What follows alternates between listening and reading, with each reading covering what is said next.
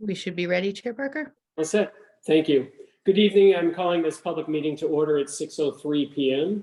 in accordance with the Massachusetts Wetlands Protection Act, MGLC 131, Section 40, and the Boston Wetlands Ordinance, Boston City Code Ordinances, Chapter 7-1.4.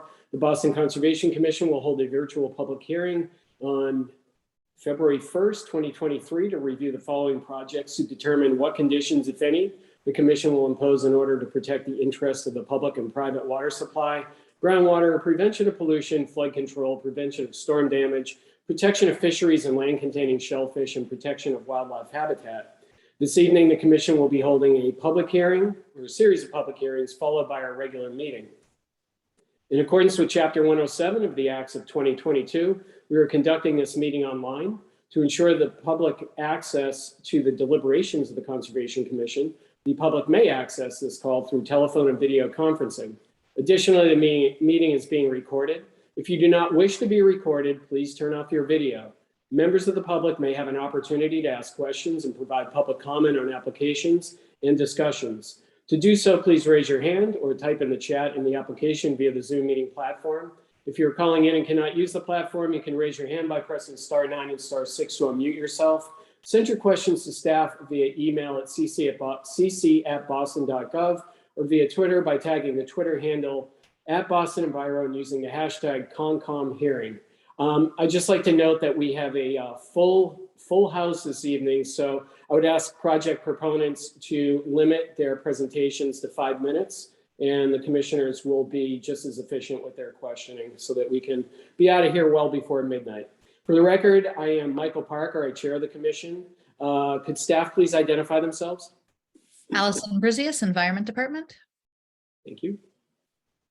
Kat Eschel, Environment, Energy, Open Space Cabinet. Great. Christopher Edwards, Environment Department. Great, thank you. Call the roll of commissioners who are present. Commissioner Guerin. Aldo Guerin. Commissioner Wilson. Mike Wilson. Commissioner Conan. Conan Tiruvengada. Thank you. Commissioner Richmond. Alice Richmond. And Commissioner Herbst. Ann Herbst. Okay, thank you. You have Commissioner Sullivan's picture up there. He is not present, right? That's correct. Okay, he didn't decide to join us at the last minute. Okay, first item on the agenda is notice of intent for DEP file number 006-1907 in Boston, file number 2022-056 from Norris Environmental Services, Inc. on behalf of Estuary 2 Development Group, LLC, for the proposed construction of a 3-story, 14-unit residential building, walkway, driveway, retaining wall, drainage system, and associated utilities and landscaping located at 173 to 175 Walnut Street in Dorchester. Resource area is land subject to coastal storm flowage. This was continued from the January 4th, 2023 hearing. Who's here on behalf of the applicant?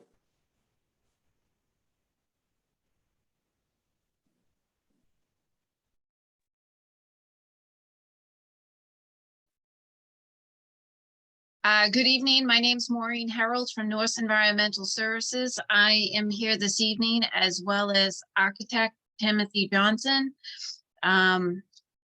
which should be on the call as well as the engineers Gilmero and Edstrom. Great. Sure. Tim, do you want to present the slideshow presentation? Mr. Chairman, members of the board, may I give a brief, may go to the first slide, please. And we'll work to keep our presentation under 5 minutes, Mr. Chairman. Thank you. A brief overview of the project on a half-acre site.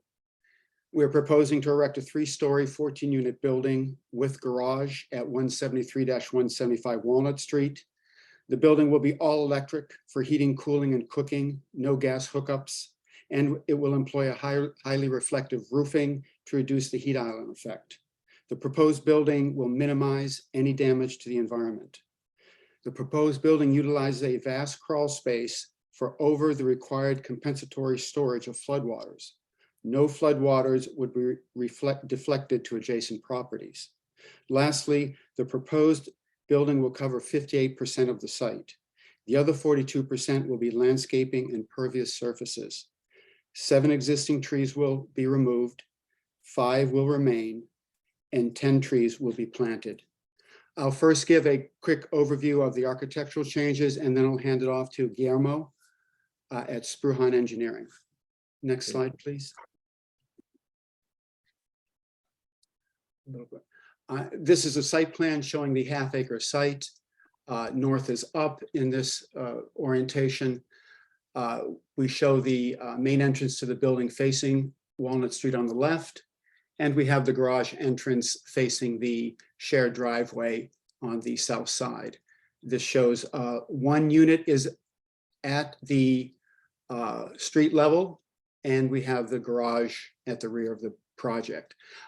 One issue that the board wanted us to look at from the last meeting was to bring the lowest floor level up to 21.5 feet. Our flood base elevation in this site is 17.46. Next slide, please.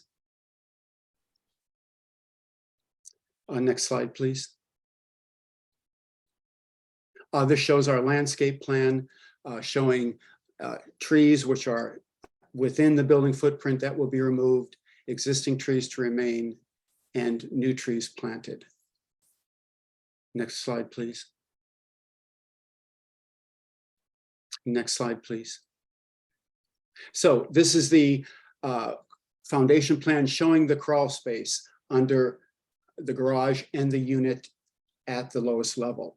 We have a crawl space detail showing how the first floor will be constructed. We have our crawl space with required height per the FEMA technical bulletin number 11. We've also provided a detail of the flood vent, which will have a screen preventing any seaweed or any other items from flowing into the crawl space. There will be 37 of these flood vents around the perimeter of the crawl space. Next slide, please. And this is just the first floor plan showing the unit 1 living, which is at 21.5. The garage is at 19.5.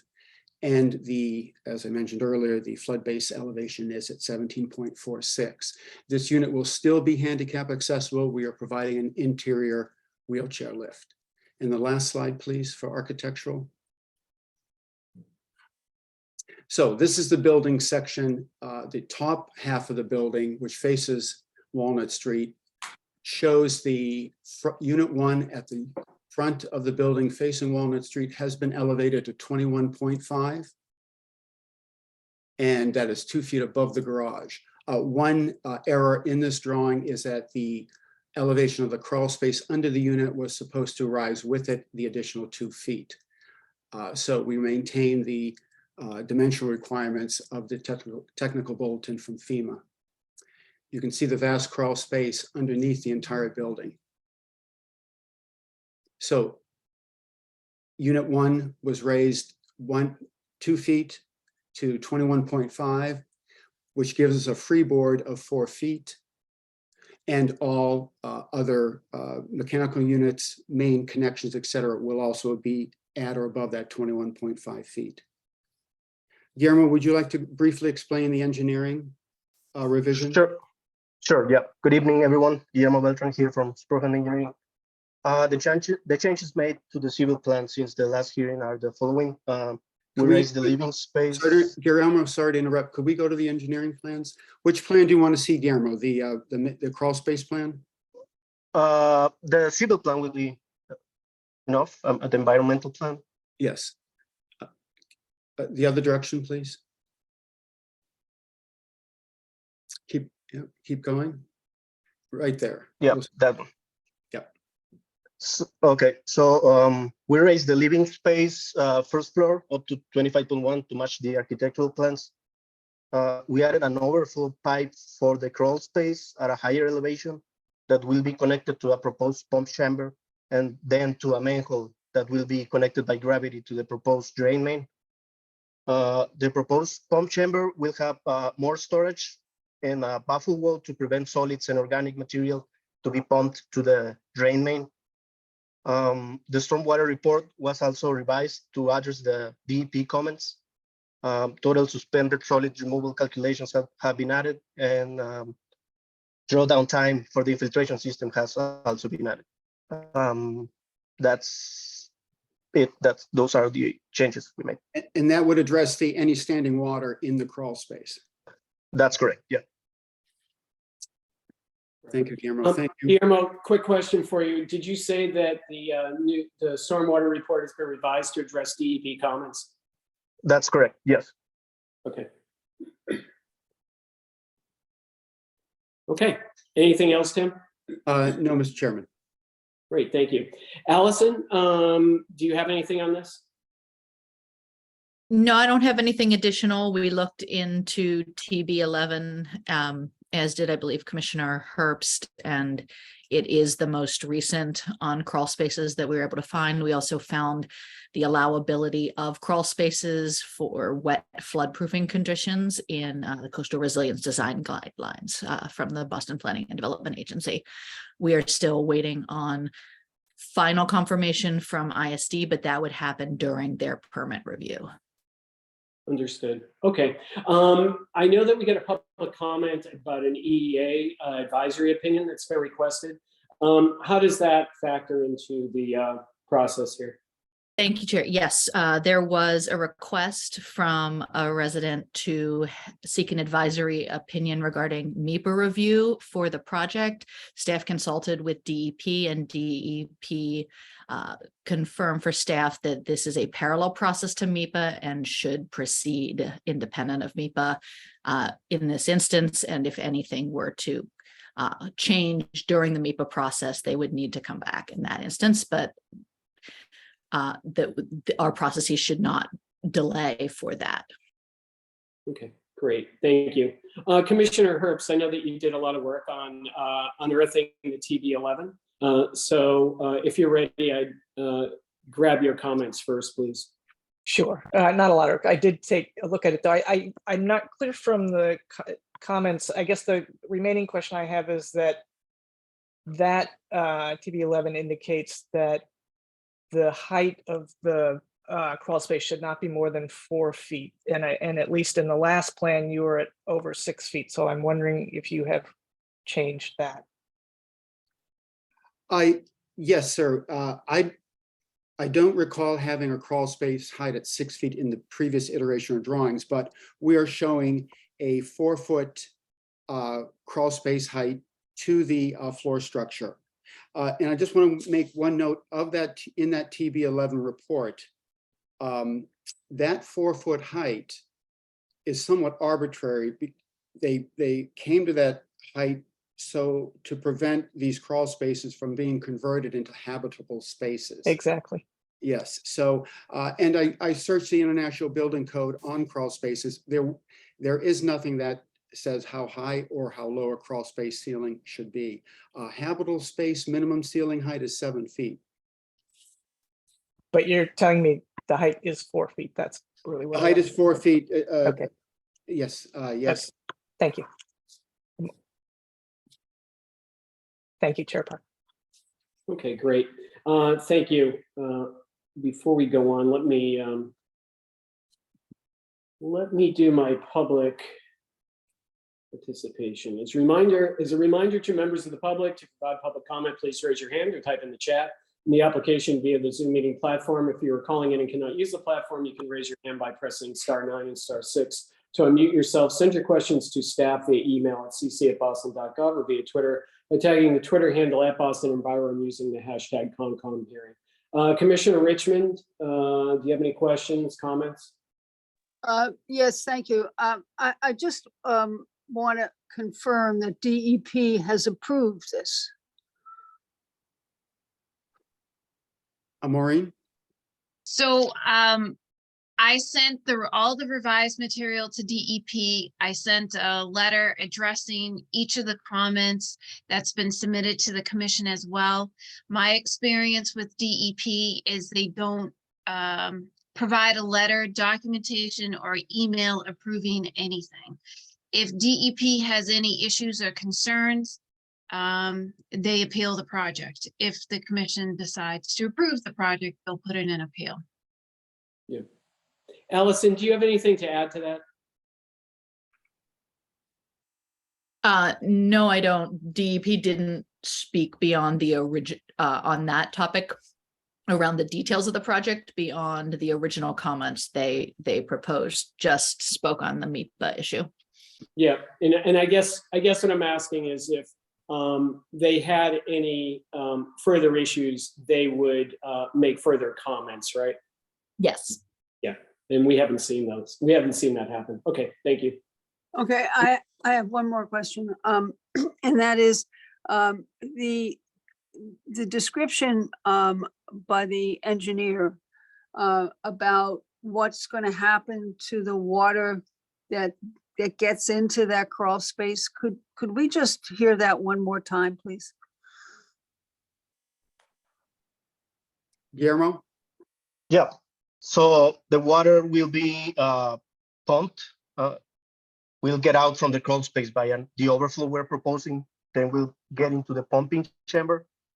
Then we'll be pumped to a drain manhole, and then we'll be connected by gravity to the drain main. And has water and sewer approved this? What Boston Water and Sewer approved a plan with an overflow for the infiltration system only. These will have to go through Boston Water and Sewer again. I'm sorry. They will have to approve this. Yeah, Back to Boston Water and Sewer, right? that's correct. Okay, and what is the guarantee that if you have, a serious storm event, that pump is going to continue to work? What's the backup on it? Well, we're proposing a duplex pump chamber. One pump is for emergency, and the other one is for the standard work. Like we will have a backup pump in the pumping chamber. And it runs on electricity, I presume? That's correct. Yeah, and we will have a power backup as well. I'm sorry, so there's a generator that's somewhere? It's usually batteries that make the Batteries. So you're Yep. saying batteries are the backup for this? And That's- how long do the batteries last? that depends on the manufacturer. We will refer to the manufacturer. Yeah. And I'm besides, sorry, I'm sorry, guys. Can I just jump in? This is Edmund Scrone. I'm the PE on this job, and I would just like to point out that actually the pump is a backup to the storage. I want to be clear that it's almost the other way around. That there's compensatory storage below the slab, and when if the water gets in through the louvers, there is a crushed stone base to the bottom of the structure, which is going to allow the water to infiltrate back into the ground, the same as it always did. But in the event that the water rises, it will now overflow to the pumping chamber that Guillermo has just described. And that pump can be backed up either with a battery, as Guillermo outlined, or with a backup generator. And this building may have a backup generator anyway. yes, I guess, yes, well, that will be discussed with the contractor. Yeah. I just want to make that clear that the pump is not the primary system. The pump is the backup system. Okay, thank you. I have just one more question. Is there another building of similar design in Boston? Madam, this is Tim Johnson, the project architect. To my knowledge, no. And it could be because this building is addressing the new wetland ordinances and all other environmental constraints, probably for the first time. And this could be a trailblazer. And where, I don't mean to sound like Waldo, but where in the world is such a building? Well, this building reflects the design constraints of the wetlands ordinances, of the environmental restrictions, et cetera, ma'am. Wherever there would be similar conditions, I would suspect there's going to be a similar building. That's, I would also like just to say it's not that uncommon when if they are in a floodplain, that the assuming that the first floor is above the floodplain, which it has to be, that you have louvers in basements that allow water in and out, allow water to get through, or on stilts sometimes to allow water in and out. So for me, maybe the specifics of this with the slab on the first floor might not be, you might not have seen it before, but I don't think it's that uncommon. Okay, thank you very much. Richmond, I think that we have seen buildings designed with the flood vents. I remember a few over in East Boston. I can't tell you the exact locations, but we have had this this type of design in front of us. Right. before. Yeah, I mean, it wasn't the flood vents, it was the chamber that was going to be, you know, essentially holding the water. But anyway, I've asked my questions. Thank you very much. Okay, thank you. Commissioner Conan? Thank you, Chair Parker. Well, I appreciate the reflective roof and the no fossil fuel construction for sure.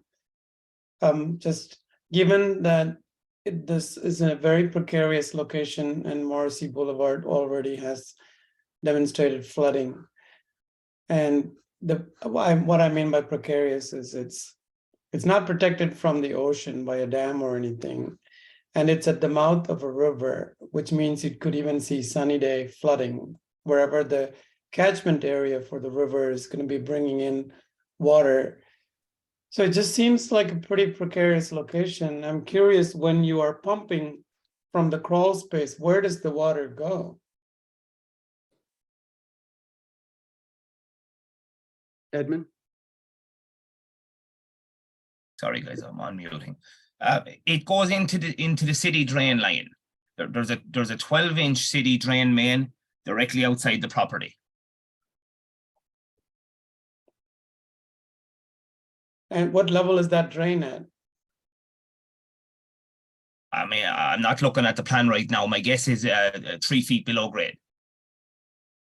Yeah, so I think, you know, we're talking about situations we haven't seen before, but we're also expecting those kind of situations given the trend of climate change and sea level rise, especially in our area.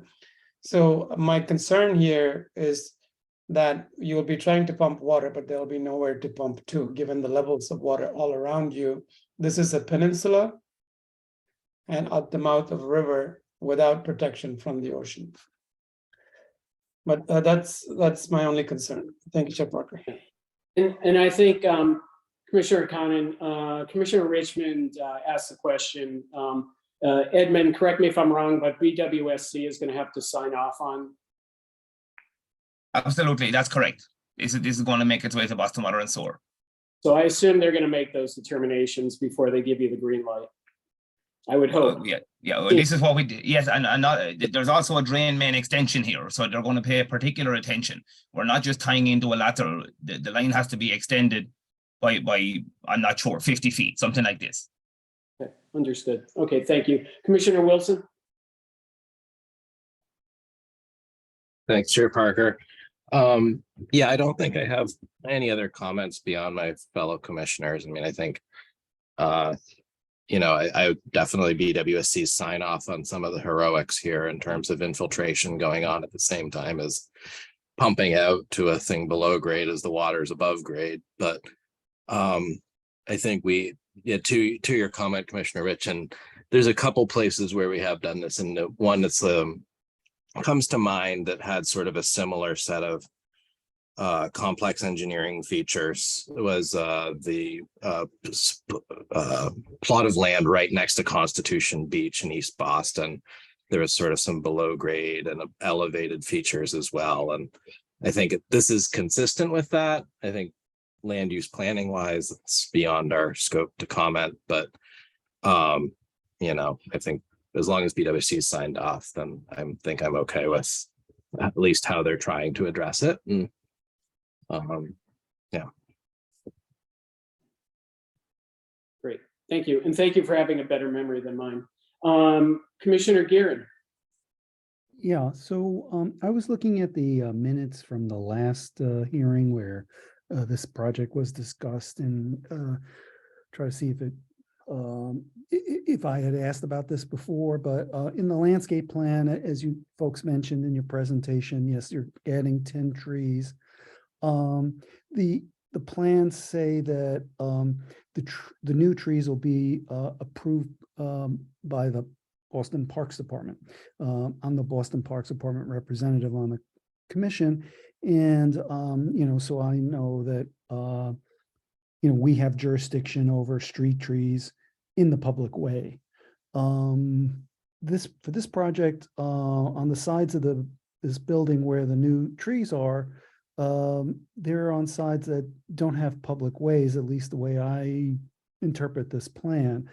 So what's the procedure that you have for having Parks Department approved trees? How does that work?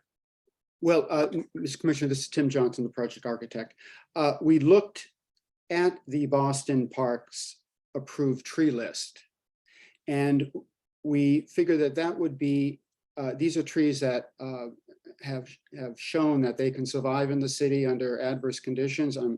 Our assumption is that's why they are on this list, and that was our starting point. We will be, of course, consulting with, we have a landscaper on part of the project team, and we'll go with Boston approved trees, or perhaps a regional tree that's done well in this type of soils.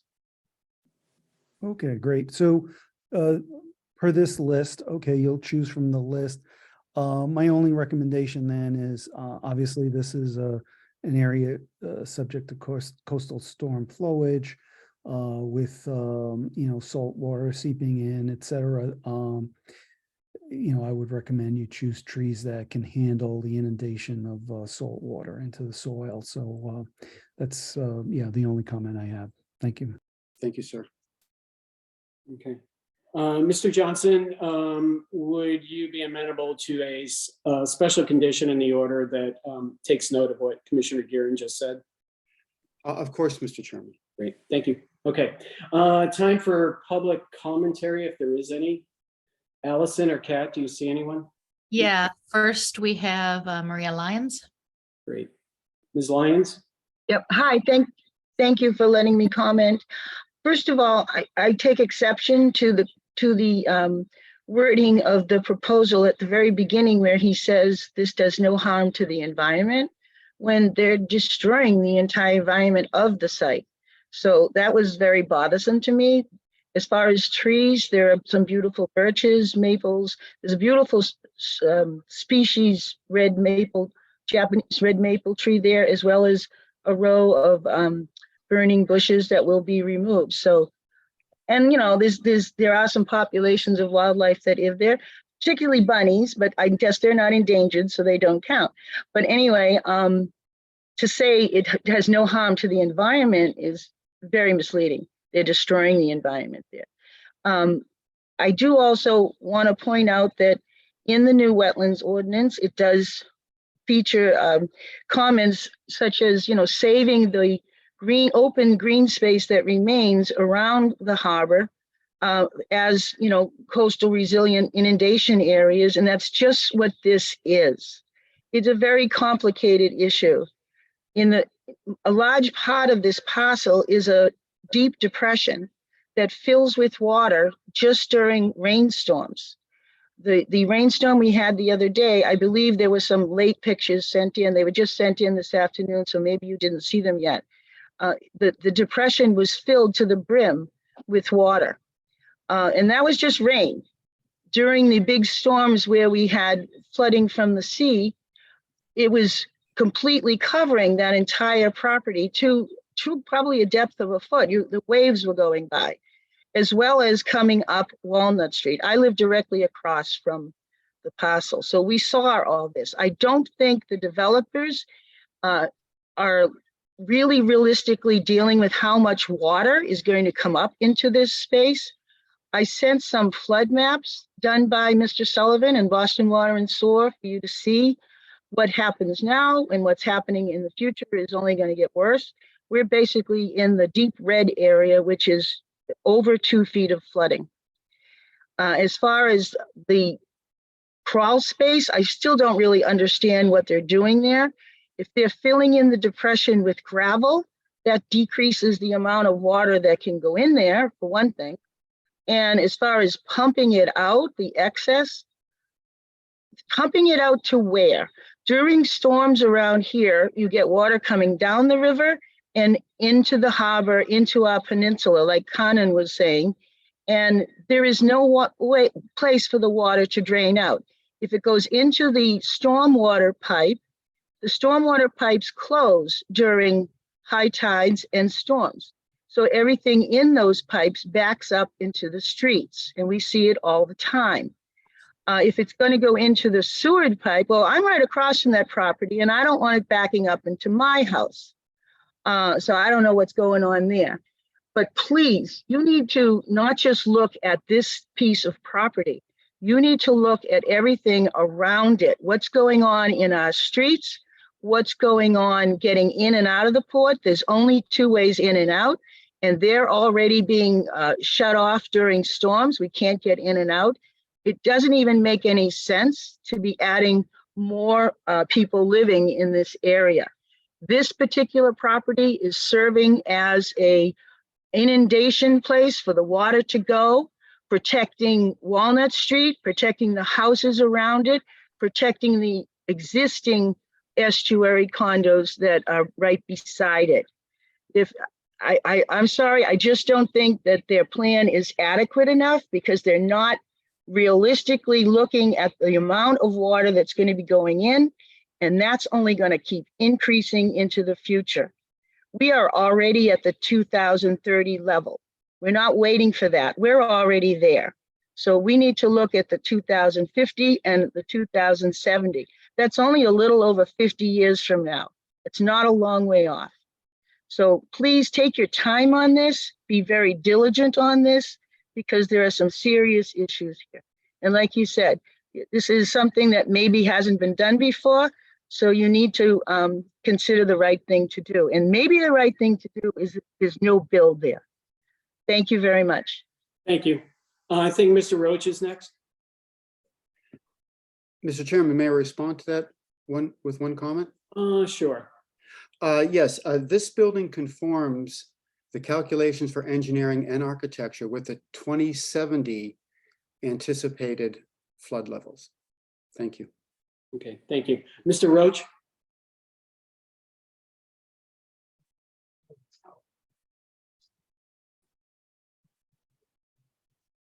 Right. Mr. Ed Roach has his hand up. Did you want to speak? I've asked him to unmute. I'm not sure if there's trouble happening there. You could type in the chat if you're having trouble unmuting. There we go. He's unmuted. Mr. Roach, welcome. You're unmuted. What would you like to say?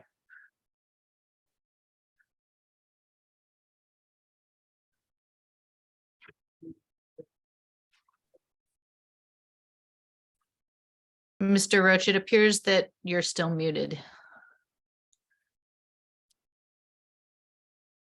Mr. Roach, do you want to make your comments in the chat?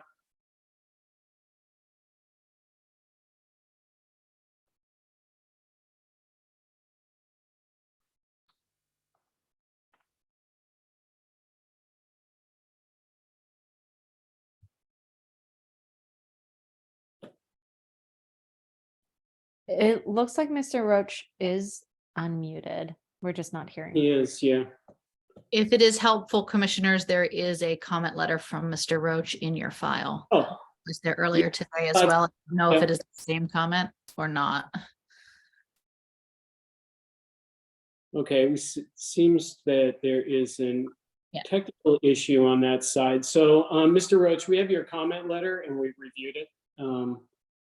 So if you have anything to add, if you can put it in the chat or send another comment letter.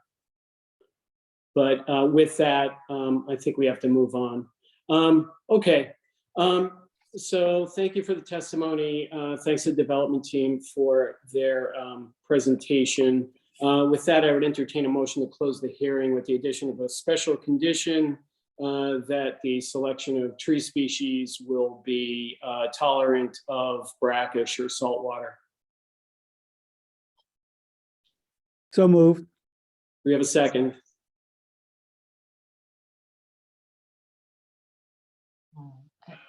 I'll second. Thank you. Commissioner Gearing, Aye. Commissioner Wilson, I'll abstain. They saw your comments. Commissioner Conan. No, I'm sorry. voting no. Okay, could you explain the performance standards that you don't think the project meets, because we need that if this is a denial? I understand, I mean, can I at least see wait until the Boston Water Sewer Commission approval comes through? Yeah, I mean, that doesn't really have anything to do with our jurisdiction. What I'm asking you is the performance standards that you think this project has failed to meet. We're going to need that for the public record. I understand it's the pumping of the water from the crawl space. I'm not convinced that that's going to work. But what performance standard is it failing, is my question. And I'm not trying to be obstructionist here, but we need this for the public record. Okay, it's basically from the land subject to coastal storm flooding, but in this particular case, it isn't just coastal storm. There could be water down the river and the rainwater. But if that doesn't satisfy the answer, then I'm happy to abstain. Go ahead. I'm happy to abstain. Okay. Okay, Commissioner Richmond. I'm abstaining. Okay, Commissioner Herbst. Aye. Okay, so we have two, and I vote aye. So we have 6 commissioners, we have 3 abstentions and 3 ayes. That feels like it doesn't pass. Allison, procedurally, do you have any thoughts on this? I have not had. I was, yeah, actively looking. I don't know if Kat knows better. We could take it to, I don't know if your chair vote would be the deciding factor in this case or not, would be my only thought. Right, that's, yeah, okay. But we can I check. guess I make my abstention is because I don't have enough information from Boston Water and Sewer that their strategy is actually going to work. Mhm. Given that they're ejecting flood water into a sewer pipe that, may or may not cause backflow to neighborhoods. And we have in Eastie, like where there is the entrance to whatever the tunnel is, sorry, blanking on that. You probably can help, Chair Parker. We did hold back on that due to the impacts to neighbors until BWSC was able to comment on that or understand whether there was backflow preventers elsewhere. Just Edmonds Prone, if I could just one last thing. The engineer here, I want to make sure it's clear that we have more compensatory storage post construction, more storage on the site for water than there is right now. That's before the overflow comes into play. A substantial increase in storage of water on the site post construction before the overflow would come into play. I just want to make sure that that's clear. Okay, thank you. Okay, Commissioner Wilson, so are you saying you would that you would want to see BWSC approval or Commissioner Sullivan's input to change your abstention to an aye? Yeah, I think that's fair. And it did.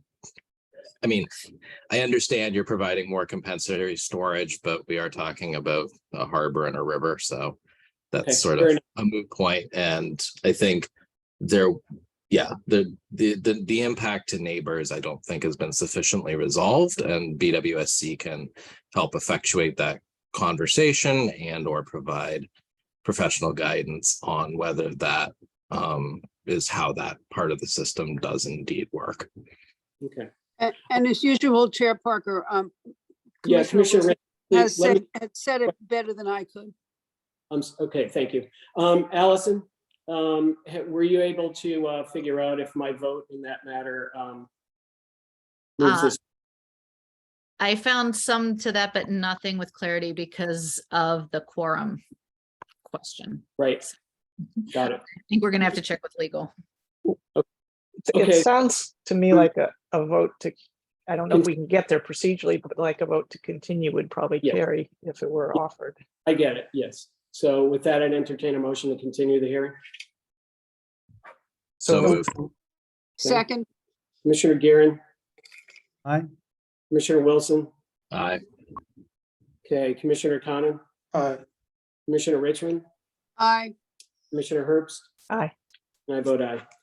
Okay, thank you. Next item on the agenda is notice of intent for DEP file number 0061911 and Boston file number 2023-002 from Niche Engineering on behalf of Seaport Square Development Company, LLC, for the proposed roadway improvements, including roadway widening, median installation, plantings, utility adjustments, electrical pole construction, and electrical conduit installation located at Congress Street, West Service Road, Boston Wharf Road, and Summer Street, and the Summer Street Bridge, South Boston.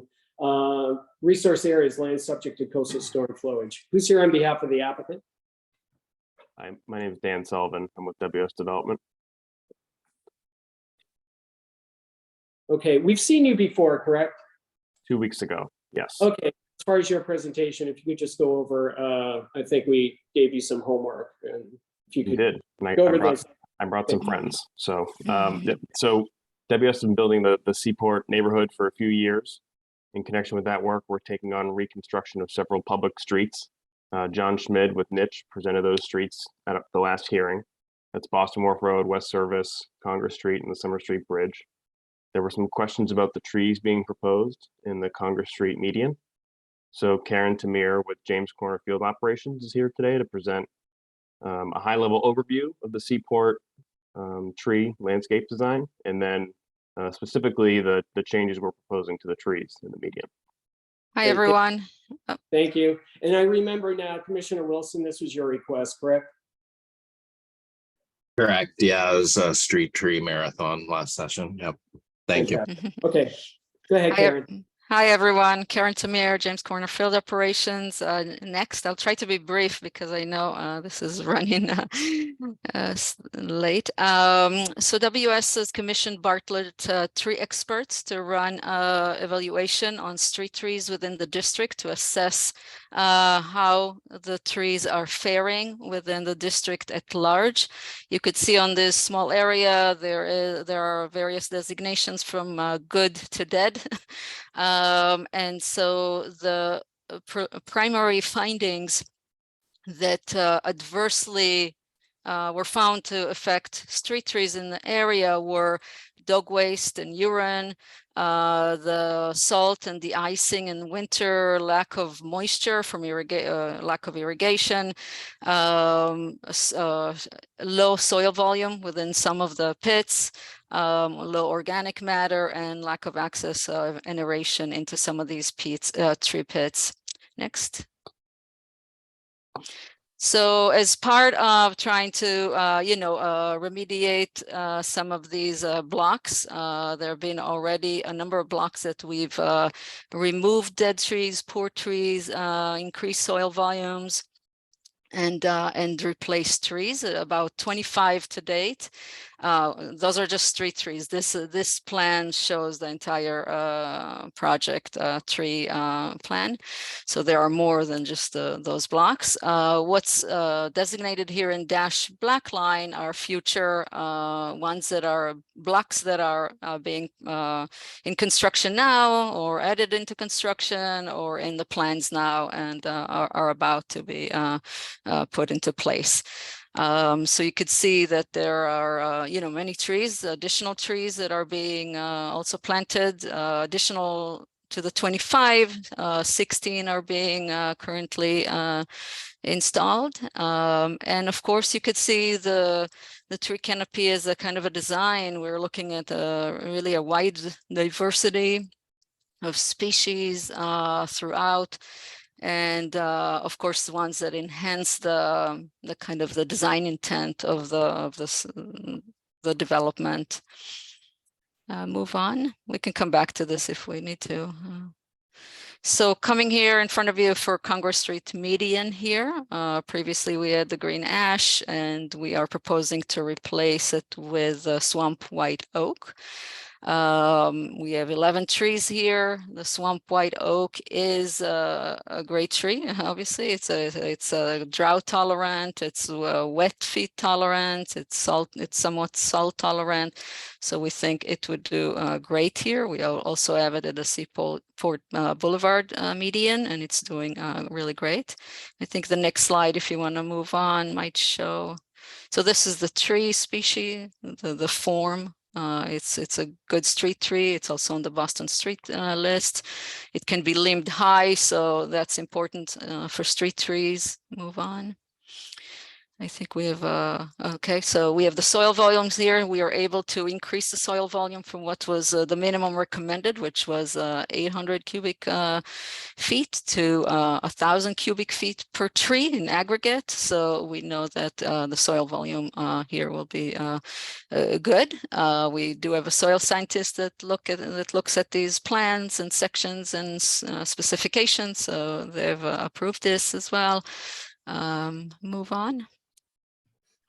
These are the example from Seaport Boulevard showing the trees thriving. We have not had any issues, same details, same soil. And you could see that those are doing really well. And I think the last one is a rendering showing generally what the design intent for this. Again, perennials, grasses in the median, having a really green and lush and colorful in season planting palette. And I believe the rest of the engineering and layout and so on were done 2 weeks ago. So Correct. yeah.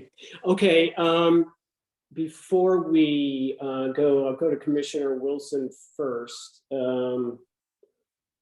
Let me just do the public comment. As a reminder to members of the public, to provide public comment, please raise your hand or type in the chat in the application via the Zoom meeting platform. If you're calling in and cannot use the platform, you can raise your hand by pressing *9 and *6 to unmute yourself. Send your questions to staff via email at cc@boston.gov or via Twitter by tagging the Twitter handle @BostonEnviro and using the hashtag ComComHearing. Commissioner Wilson, you want to lead this? Sure. Yeah, no, thank you for the additional detail on that. Appreciate the sections and that type of thing. I think that's stuff that we would typically expect to see in an application. So it's good to see it now. And appreciate the sort of refresher on the Bartlett tree survey and using the precedent from the next couple streets over. I think at this point, it's like, hey, let's repeat what's working, at least for right now. I think just in comparison, what's the soil volume over on the other street? Is it about 1,000 cubic square feet?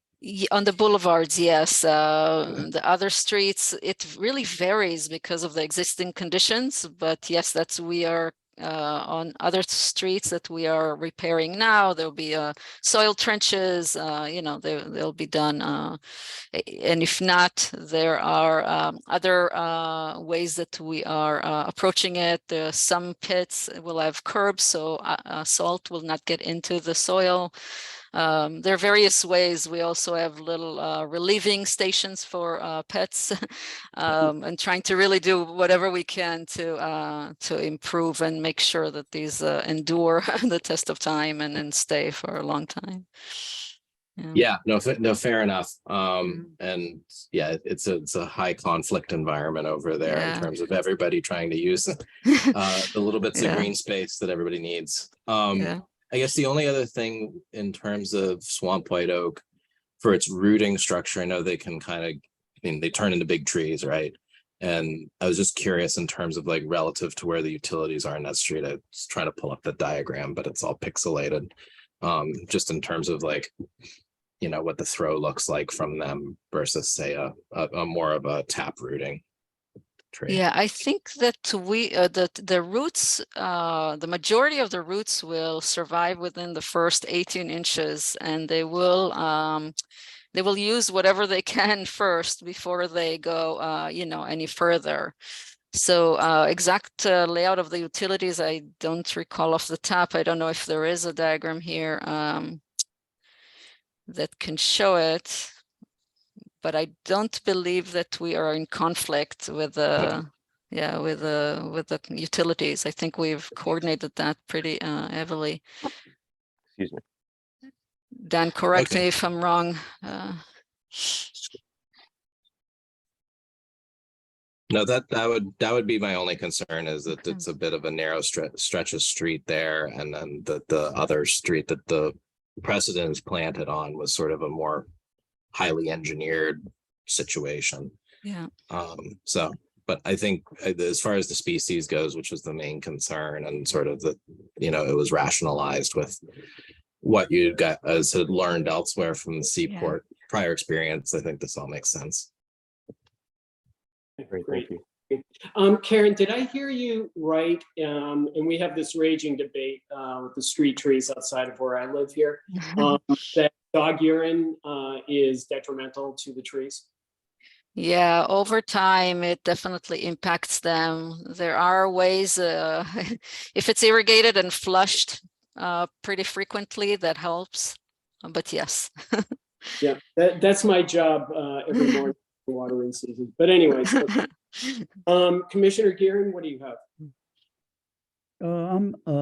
I really don't have any comment other than to say, apparently, you've done your homework here and, are addressing, the need for successful long-term tree care here. Thank you. Great, thank you. Commissioner Khanna? Same, I appreciate the long-term plan. Okay, thank you. Commissioner Richmond? I don't have any further questions. Thank you. I think I'm impressed with the work that's been done. Thank you. Commissioner Herbst? Nothing for me, thanks. Okay. Allison or Kat, did we get anyone from the public who'd like to comment? I'm not seeing anyone, no. Okay, with that, I would entertain a motion to close the hearing. So moved. Do we have a second? Second. Thank you. Commissioner Gearan? Aye. Commissioner Wilson? Aye. Commissioner Conan? Aye. Commissioner Richmond? Aye. Commissioner Herbst? Oops, aye.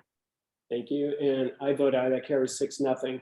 Okay, thank you. Next item on the agenda, it's an unassigned notice of intent, DEP file number, and unassigned Boston file number from Epsilon Associates, Inc. on behalf of 900 Morrissey Boulevard, LLC, care of the Community Builders, Inc., for the proposed renovation of the existing hotel building into approximately 104 affordable residential units, an associated amenity space, and of the parking facility, again, located at 900 Morrissey Boulevard in Dorchester. The resource area is land subject to coastal storm flowage. Who's here on behalf of the applicant?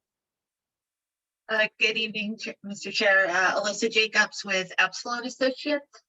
We're representing the community builders. I also have here with me this evening the representative from the community builders as well.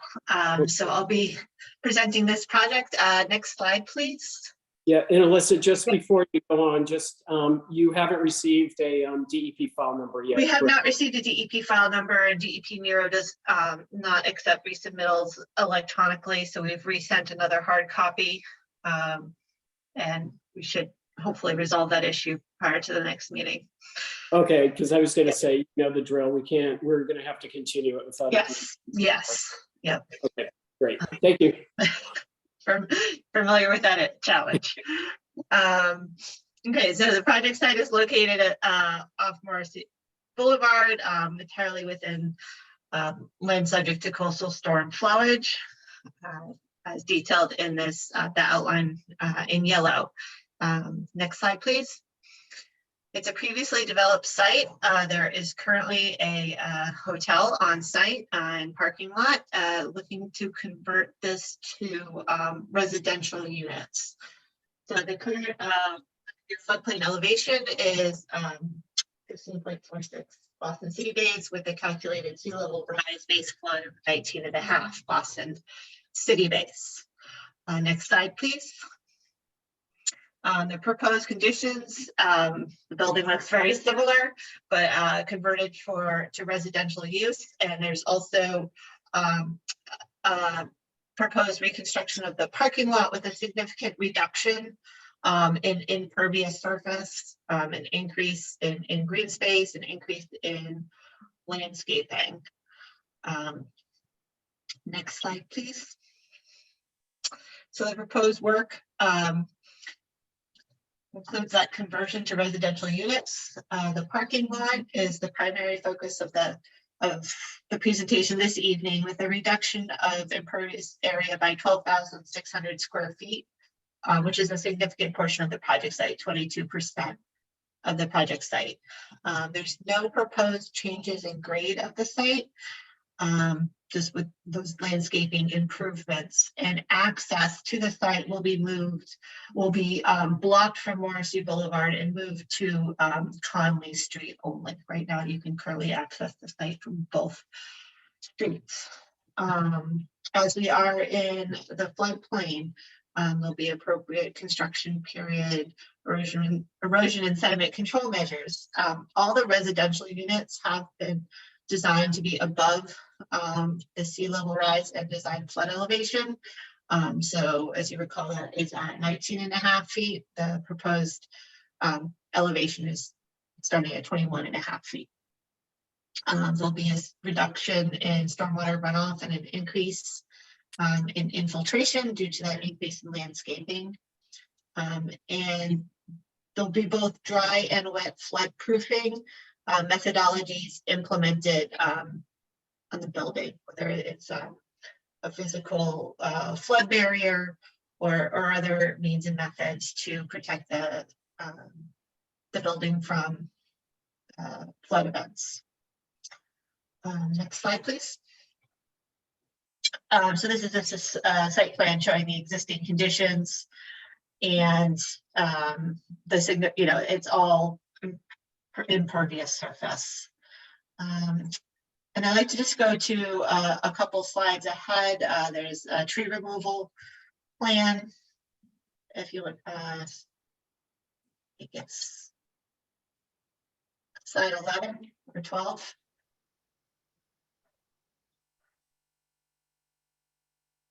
So this just details the trees that will be removed, and there'll be a significant increase in trees to replace that as part of the landscaping plan. And that is really the project in a nutshell. There is thinking, yes, there's a, like I say, the highlight is the reduction in impervious surface and the increase in green space and the redevelopment of the site to residential units. Okay, and if I missed it, did you talk about the location of at-grade critical equipment? Yeah, there was, I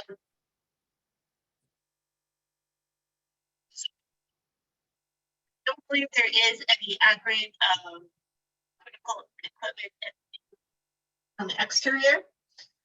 Interior, everything is raised above that flood elevation, or flood proofing is provided.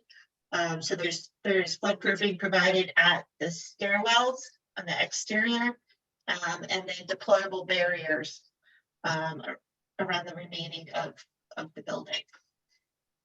Okay, thank you. Allison, did you want to talk about the deployable barrier issue? Thank you, Chair. I did note in your application, I believe you said 500-foot deployable around the project. Is that correct? Correct, yes. Okay. I was wondering, had there been any evaluation of instead a series of smaller deployables around critical systems and entrances? I understand their systems of that size can take time to deploy. And so I was curious about that. And then if this was determined to be the right path forward, would love to see more in the future on an O&M plan for the maintenance and testing and keeping this deployable in condition. I don't have that consultant here with us this evening, so I will have to get back to you to see what was evaluated, as part of this plan. So I can answer that question. Thank you. Great. Anything else, Allison? That was all. Okay, thank you. Commissioner Guerin.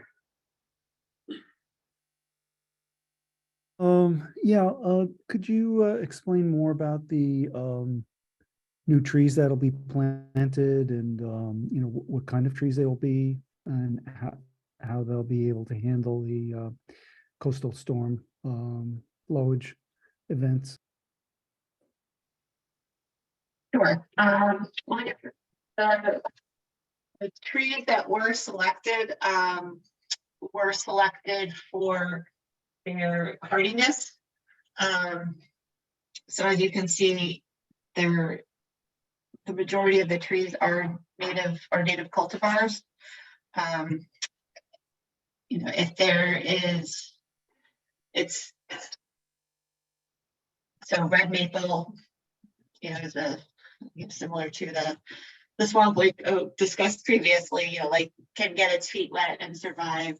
Similarly, along with the serviceberry.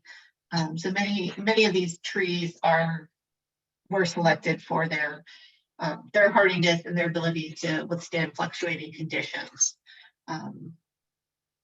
And there'll be, I think I noted 8 or 9 trees removed, and as you can see from this planting list, a significant increase in trees on the site. Okay, all right, very good, thank you. Thank you. Commissioner Wilson? Hi, sorry, I probably should have, my wife was formerly an employee of the Community Builders a year ago. I don't know whether I should recuse myself because of that or.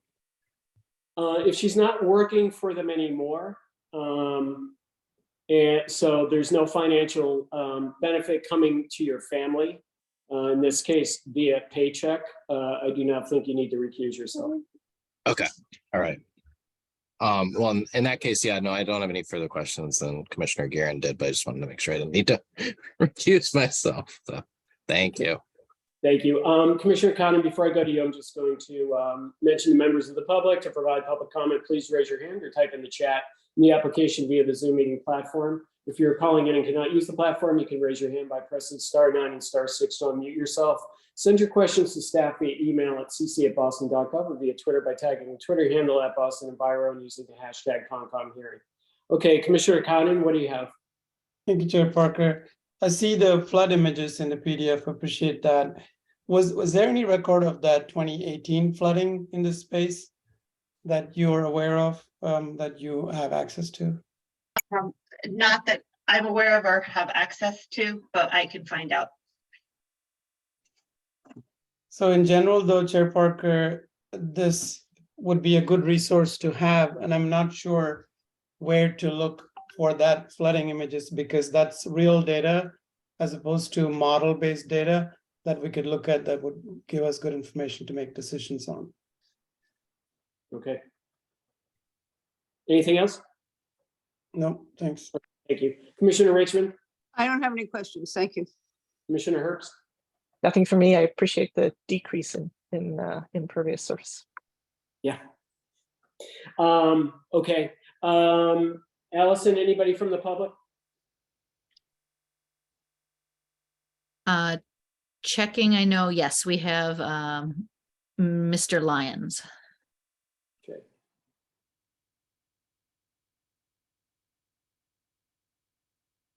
Mr. Lyons, you can unmute yourself. Done. Can you hear me? Yes. Thank you. Thank you for letting me speak. I'll be very brief because I understand that this is not a final meeting, but Three quick points. First of all, the Morrissey Boulevard reconstruction and reconfiguration is a major public infrastructure project, which has been under discussion for several years. And right now, we're not even at the point where the committee, which is about to be appointed to run that project, has even been appointed. I don't think it's going to happen until this coming summer. I honestly believe that it's irresponsible to locate any housing along the Morrissey Boulevard corridor until that project is at least at a point of final planning, so that we know what's going to happen. Because putting any residential use in that particular location guarantees that in a flooding situation, which is a certainty in that location, you're going to leave people who are going to need to be evacuated, and they might not be able to. In the 2018 storm that was referenced, I can tell you Port Norfolk neighborhood was completely isolated because the Neponset Circle had in excess of a foot of water in its entirety. And there was also flooding along Morrissey Boulevard and some of the commercial sections there, which if you look at the old maps is the old location of Tinian Creek. The whole area where the Phillips Group is now building close to 500 units of housing, where the car dealerships are located, CVS, Floor and Decor, that entire area was formerly a marsh. And it tends to flood. It still does flood, and it will flood. So I don't see why we're even having these discussions until the Morrissey issue is resolved. The only other question I have is with respect to residential development. This is on Morrissey Boulevard, which is a very busy regional transportation artery, but it's also very close to the Southeast Expressway, which I believe carries up approximately 180,000 cars a day. No one's done an air quality study for any of these projects. And I don't know who's responsible for doing that, who should be asking the question, but I would suggest that that should be looked into as well. That's all I have to say for now. Thanks for letting me speak, and we'll speak again. Okay, thank you, Mr. Lyons. Okay, anyone else, Allison? No, not seeing anyone else. Okay, great, thank you. With that, I would entertain a motion to continue the hearing. So moved. We have a Second. Thank you, Commissioner Guerin, Aye. Commissioner Wilson. And I might just add as, again, same sort of thing as BWSC understanding of some of the local low points there and what the sort of planning is for the sewerage along Morrissey. Okay, Alyssa, you heard that, right? Yeah. Next, okay, thank you. Commissioner Khanna, Aye. Commissioner Richmond, Aye. and Commissioner Herbst? Aye. And I vote aye. Thank you. That carries 6-0. Okay, next item on the agenda is notice of intent for DEP file number 1916 and Boston file number 2023-004 from Engineering Alliance Inc. on behalf of Beacon Montclair Development for the proposed renovation of an existing multifamily dwelling consisting of a 4th floor addition and rear deck, installation of stormwater management system, interior renovations, and utility connections located at 130 Bremen Street, East Boston. Resource areas land subject to coastal storm flowage. Who is here on behalf of the applicant? Good evening, members of the commission. My name is Eric Bradnisi from Engineering Alliance, representing the applicant Beacon Montclair Development. Great. Okay, floor is yours. Thank you. So this first slide is just an image of the FEMA flood plain figure. Site's located entirely within land subject to coastal storm flowage. Project is located at 130 Bremen Street. There is an existing 3-family dwelling on the lot. And the site elevations range from 16.5 at Bremen Street down to about 11 at the rear of the property. If you go to the next slide. So this is just a view of the existing conditions on the site. So the building, the lot size is just over 1,900 square feet. The existing building has a footprint of about 1,000 square feet. There is a concrete patio area in the rear. There is a paver area in the rear, and then there is an existing shed in the current condition. And also the back rear corner of the site, those dashed lines you see on here, this section of the site is above the blue line tunnel over Bremen Street. If you go to the next slide, please. So the next sheet you see here is just an erosion control plan where erosion controls will be installed for the proposed construction. The proposed construction consists of adding an additional, adding a 4th floor to the existing 3-family dwelling. It's going to be within the same footprint, so within that 1,000 square foot footprint, and then adding a rear egress to the building. So there'll be just a set of stairs that gets built in the back. And this is just showing perimeter controls. Will be straw wattles installed around the entirety of the perimeter of the property. If you go to the next slide. So this is the proposed plan that was submitted to Boston Water and Sewer. The project is still under review from Boston Water and Sewer, but the plans have been designed to meet the Boston Water and Sewer standards. There is a stormwater system that will be installed.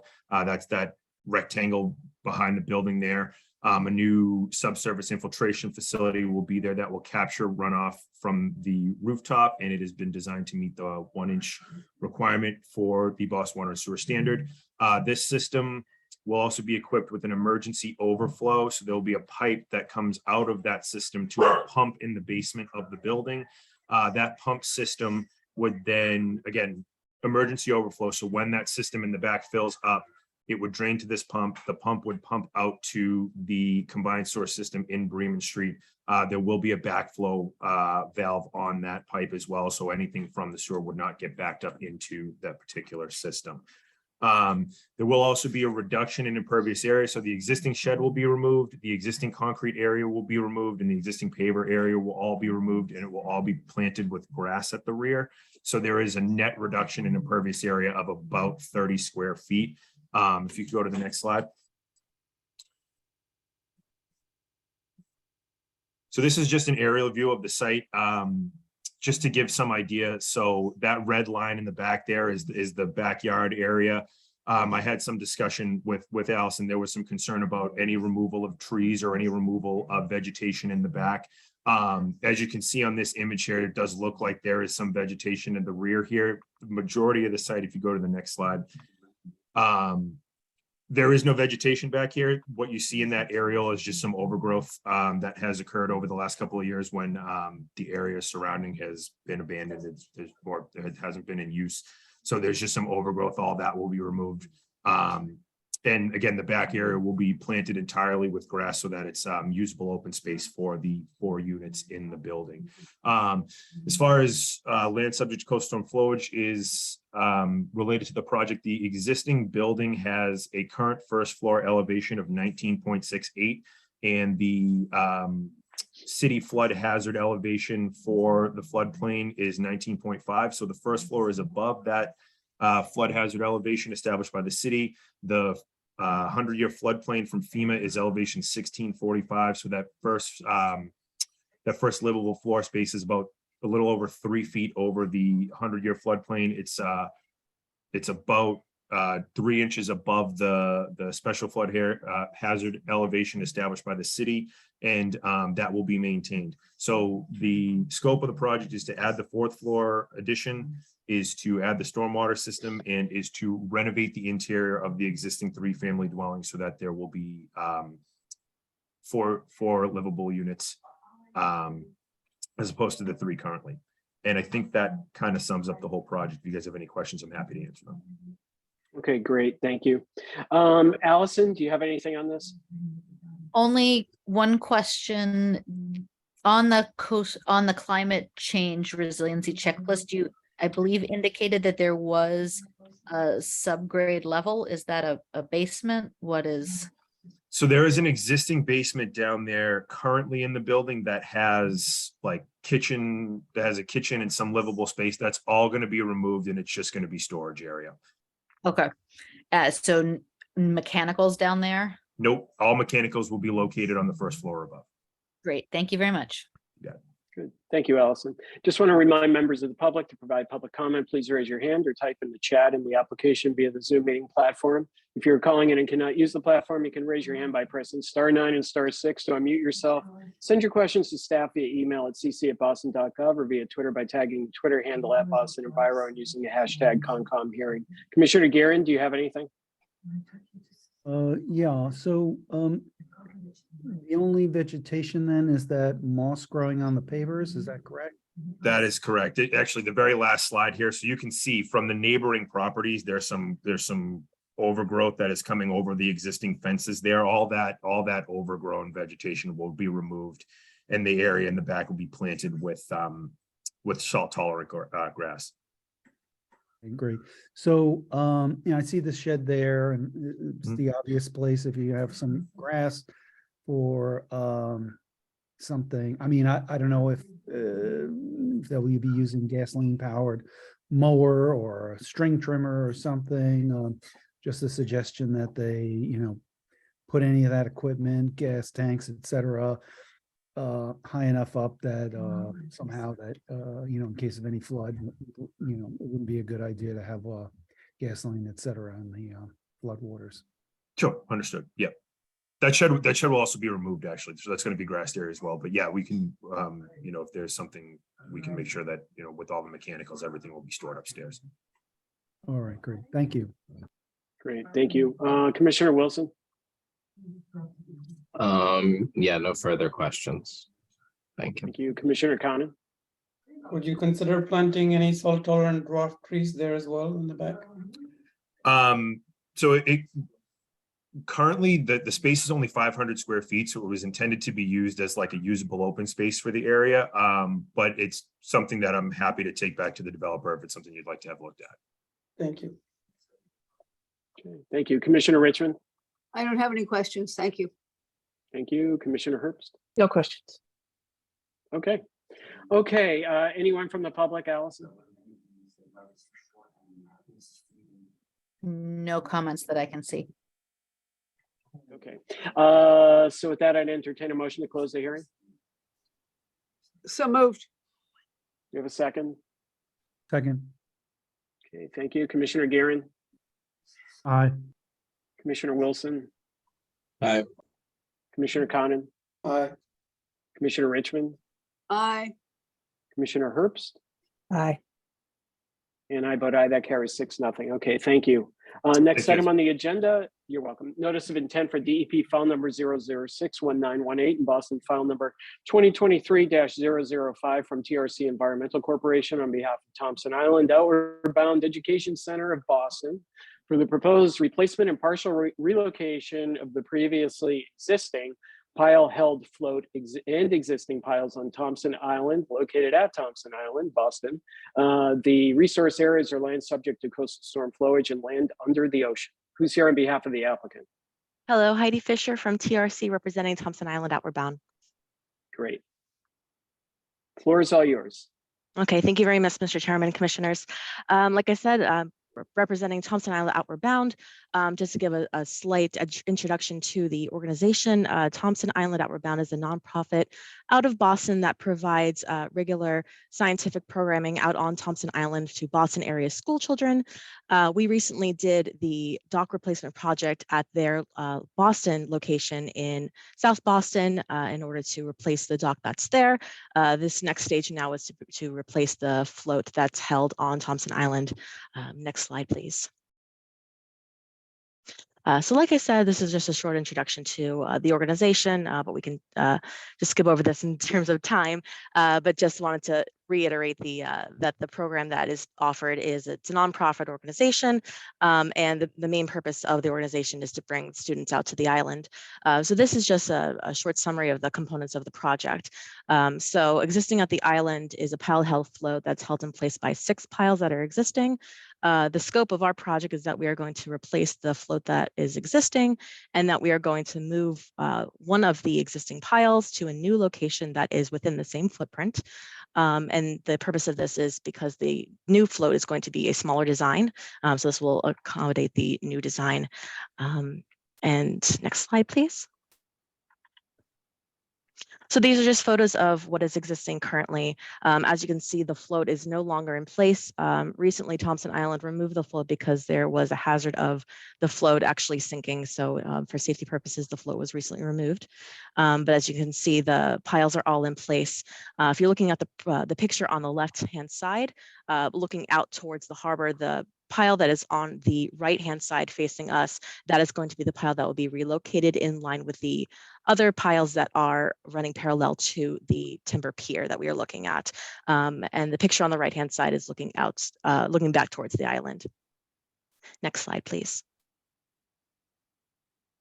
So this is just an overview, an aerial, so that you can see where the float is in relation to the island. As you can see, we're about 140 feet to mean low water. As stated earlier, the project is entirely within land under the ocean and land subject to coastal storm flowage. Next slide, please. And this is just a section view to give a better idea of the how the piles will be placed. So as you can see, a pile that's designated as A, that will be the one that will be relocated and will be in line with the other existing piles. And that's just to give you an idea of the way that the piles in the float will be situated. Next slide. I think that concludes my presentation. Okay, thank you. I appreciate it. As a reminder, members of the public, to provide public comment, please raise your hand or type in the chat in the application via the Zoom meeting platform. If you're calling in and cannot use the platform, you can raise your hand by pressing *9 and *6 to unmute yourself. Send your questions to staff via email at cc@boston.gov or via Twitter by tagging Twitter handle @BostonEnviro and using the hashtag ConComHearing. Allison, do you have anything on this? Only to note that we received comments from DMF and they stated that they have no resource concerns at this time and do not object to the pile being removed and replaced during the time of your window. Fantastic, thank you. Okay, Commissioner Gearing. I have no comment, thank you. Okay, Commissioner Wilson. One question I had was, what's the sort of, I say 100-year flood elevation out there in NAVD 88? I'm just not, I was trying to pull that up and couldn't quite do it in time. Certainly, I can pull those numbers up. So for that area for FEMA, we're within 19, it's actually, the site is split between 14 feet and 19 feet. Yeah. And I believe that's in mean low water. The accommodation for the piles is that the float will accommodate 21 feet. So according to sea level rise, the float will just move with waters. Okay. All right. I'll try to pull it up here quickly because I'm seeing your cutoff elevations at 15.8 NAVD 88, which I believe FEMA's maps are in NAVD 88. So they may be somewhere in between, depending on sort of whether it's that higher wave or lower elevation. The only other question I would have is, and I feel like this was a Commissioner Sullivan getting into my brain, is if you are unable to move the pile successfully, is that a sort of a, you would just implant a new pile and because you were able to pull it all out and not reinsert it, or is that that you would cut off at the sort of mud line or below? Yes, we recently presented for a very similar project in Boston, and the plan was exactly that. If we were unsuccessful with pulling it out entirely, that we would cut off at the mud line. Okay, all right. Well, in the meantime, as other commissioners have questions, I'll try to pull up that map quickly. Okay, thank you. Commissioner Conan. Thank you, Chair Parker. So the float will rise 21 feet. Will the dock support it?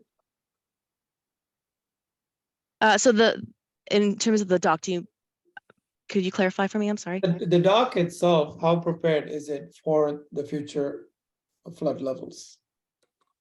Do you mean the pier? Yeah, the pier, sorry. Yeah. A pier.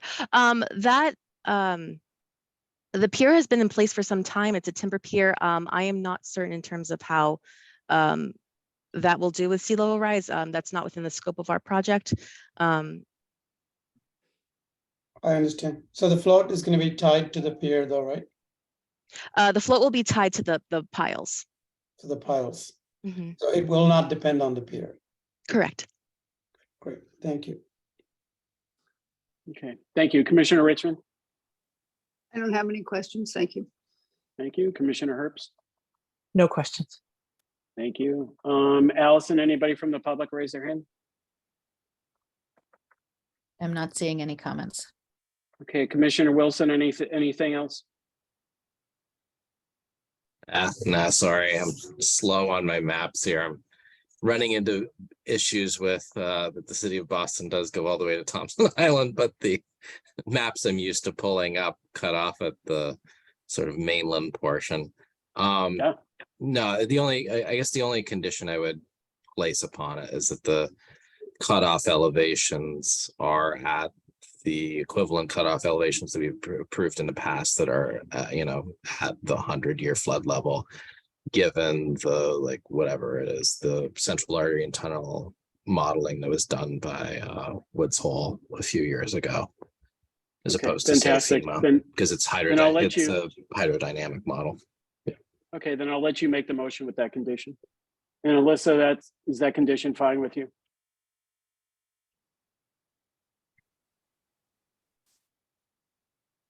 I mean, I guess the question would be is then you have five piles that are at one elevation, and then the sixth is a marker of future or more extreme conditions than were previously anticipated. Okay. Alyssa? Heidi, I am so sorry. Ms. Fisher, I am so sorry. I was back in the past, a couple hearings ago. no problem. Okay. I'm sorry, could you restate what was said previously? Sure. Okay, Commissioner Wilson, do you want to restate what you just said? Yeah, so I mean, I could follow up administratively after the hearing. It's basically that I am trying to find the map somewhere that Woods Hole Group did for the harbor, that did the hydrodynamic modeling for the 100-year flood elevation. That's not obviously the FEMA map, just because it is sort of a outlying environment, and I'm skeptical of the FEMA maps to begin with. And then I guess just the question would be is that if the existing elevation of the piles is at 15.8 and a half to 88, then putting a sixth pile at a ridiculously high elevation based off of some model does not make much sense, because the dock and the access gangway is more resilient than the other 5 piles. So right. And the idea is to limit the scope of the project. So I will follow up administratively at the end of the night, and I am fine, giving approval to the project. Okay. Would you like to make the motion to close the hearing? Sure. Yes. After all that, Thank you. sorry. Yes, exactly. You deserve it. Do we have a second? Second. Commissioner Gearon, Aye. Commissioner Wilson, Aye. Commissioner Conan, Aye. Commissioner Richmond, Aye. Commissioner Herbst, Aye. and I vote aye. That carries 6-0. Okay, thank you, Heidi Fisher. I apologize. No problem. Thank you very much for your time. Okay. Okay, next item on the agenda is notice of intent for DEP file number 0061915 and Boston file number 2023-003 from EA Engineering Science and Technology, Inc. PBC on behalf of Mass Audubon for the proposed management of non-native plant species, removal of trash and large woody debris from Canterbury Brook, and routine trail maintenance activities located at 500 Walk Hill Street in Mattapan. Resource areas are bank, bordering vegetated wetland, land underwater bodies and waterways, bordering land subject to flooding, isolated land subject to flooding, isolated wetlands, waterfront area, and riverfront area. So you ran the whole gamut here. Who is here on behalf of the applicant? Hi, good evening. Alex Patterson from EA Engineering. Here on behalf of Mass Audubon. I'm also joined by Flavio Suti, Erica Holm, and Aaron Kelly from Mass Audubon. Okay.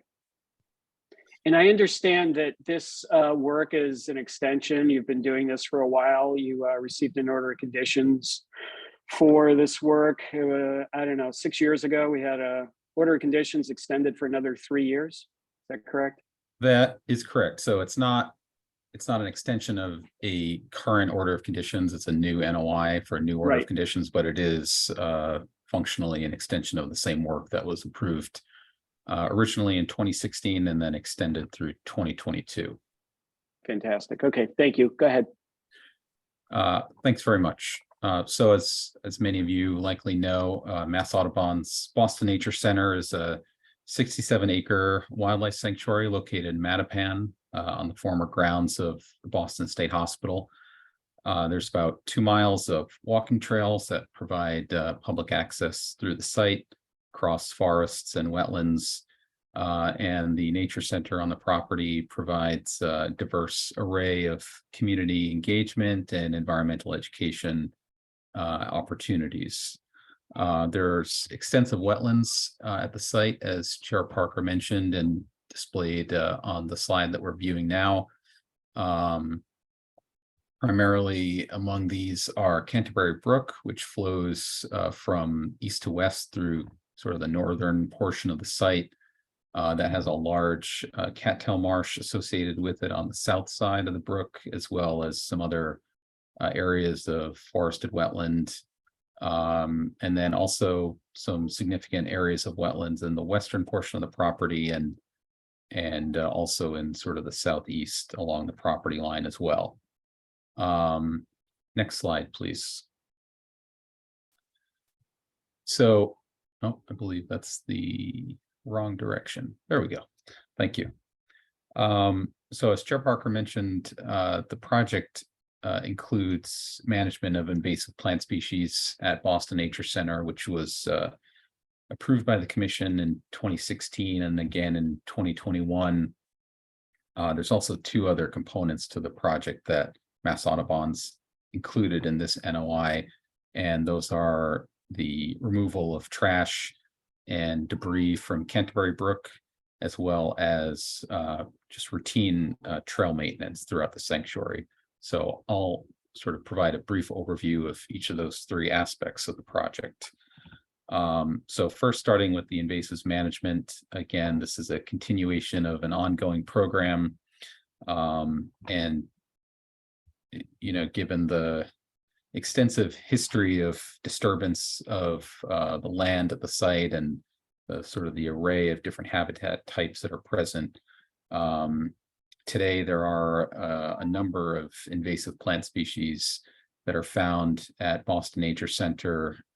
Total of 18 different invasives have been documented by Mass Audubon ecologists. We are seeing on the left some Japanese knotweed growing along one of the boardwalks through the wetlands at the sanctuary. And on the right, this is the large cattail marsh bordering Canterbury Brook, which you can see the native cattails in the foreground, but in the background, the taller plant is Phragmites, of course, which is one of the primary invasives of concern at the site. But again, 18 different species in total, some of which are widespread throughout habitats at the site. Others are more concentrated in discrete locations. So Mass Audubon is proposing to manage invasives at the site using a variety of different techniques, including manual, mechanical, and chemical control methods. And really, the plan that's being proposed in this NOI, I think, should be viewed sort of as a toolbox of different management techniques that are potentially available to use, the specifics of which would be sort of selected based on a number of different criteria, including the target species in question, time of year, density, age of the plants, you know, whether there are any other sensitive species in the area, and other factors like that. But there's more detail in the NOI about the specific management techniques and what species they would be used with regard to. All management would, of course, be done by properly trained individuals, and in the case of chemical treatment, by properly licensed individuals. And all of the chemical treatment methods proposed for use, of course, have been approved by DEP, the Massachusetts Department of Agricultural Resources, and the United States Environmental Protection Agency. And following management, again, this is sort of an ongoing process throughout the course of this project, but Mass Audubon is intending to revegetate areas where invasives have successfully been controlled using native plant species.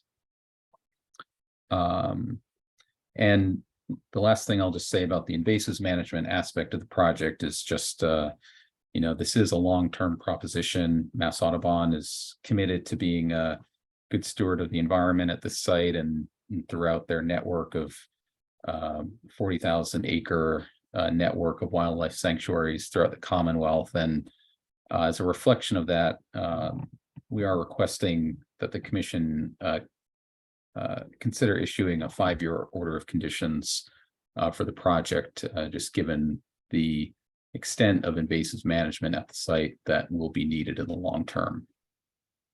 Next slide, please. So the second element of the site, or of the project rather, is the removal of trash and debris from Canterbury Brook.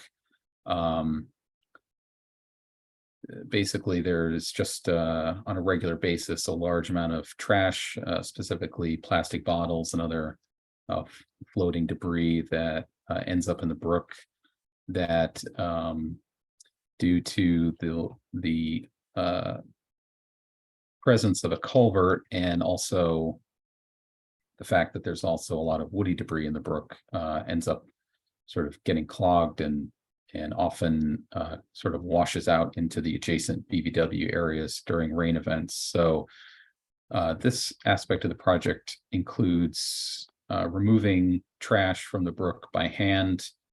Also includes removing instances where there's large woody debris, as you can see in these two photos, that are sort of blocking the flow of water through the channel and causing trash and other debris to sort of pile up and just create flooding concerns, which is impacting vegetation along the banks, impacting the trails, and causing concerns of that nature. If we go to the next slide, I believe there's additional photos of the trash issue at the culvert. Yes, so this is what we are trying to address with this aspect of the project. You know, of course, woody debris in streams does provide wildlife habitat, so the applicant's not seeking to remove all instances of wood from the stream channel, but really just kind of selectively target this work to instances where this is causing concern for sort of debris accumulation and flow impediments. And then the last aspect of the project is just sort of routine trail maintenance. So this would include activities like mowing of existing trails, trimming vegetation along existing trails, and repairing existing boardwalks, observation platforms, and installing signage along trails. And that's sort of an overview of the work that's being proposed, and happy to answer any questions. Great, thank you. Commissioner Herbst, does this area look familiar? I think we've been out there before. Yes, it's a regular running path for me. yeah. And I do know it overflows from the brook. There we go. And Erica and Aaron, thank you so much for all the work you do out there. Allison, do you have anything? Just to note that we received comments from DEP earlier this afternoon. I was wondering if the applicant had had a chance to look at those. We have, yes. I can provide a response to those comments if you'd like. That would be great. Sure. So I guess, correct me if I'm wrong, but I sort of interpreted two different comments from DEP in what they issued. So the first is related to the removal of woody debris from the stream. And, you know, it sounds like what DEP is recommending is that this not be approved in perpetuity, which was requested in the NOI. So I think the applicant is fine with that approach. They would request that this work be approved just during the period during which the order of conditions will be valid, and then beyond that, you know, if that work, if Mass Audubon desired to continue that work, they would be fine with requesting an extension or filing a new notice of intent to cover that. You know, again, we certainly recognize that woody debris in streams, or not debris, I should say, but just woody material in streams does provide important wildlife habitat, and just want to be clear that the applicant's not looking to just go in and wholesale remove all instances of where that occurs, but is really just looking to ameliorate kind of ongoing flooding concerns at the site. So the second comment from DEP was related to sort of the maintenance of existing boardwalks and footbridges.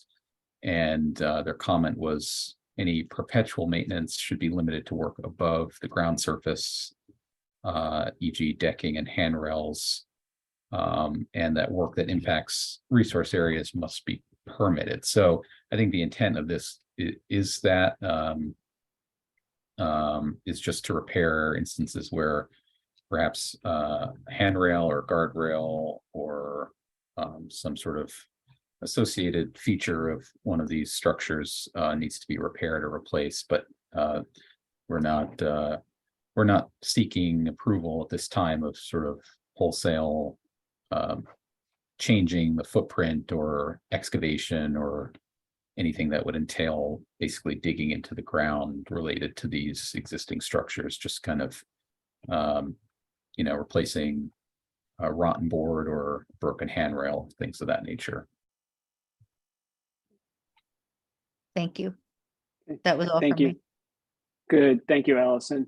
Commissioner Herbst, I'm going to give you a heads up. I'm going to start at your end of the table. After I remind members of the public to provide public comment, please raise your hand or type in the chat in the application via the Zoom meeting platform. If you're calling in and cannot use the platform, you can raise your hand by pressing *9 and *6 to unmute yourself.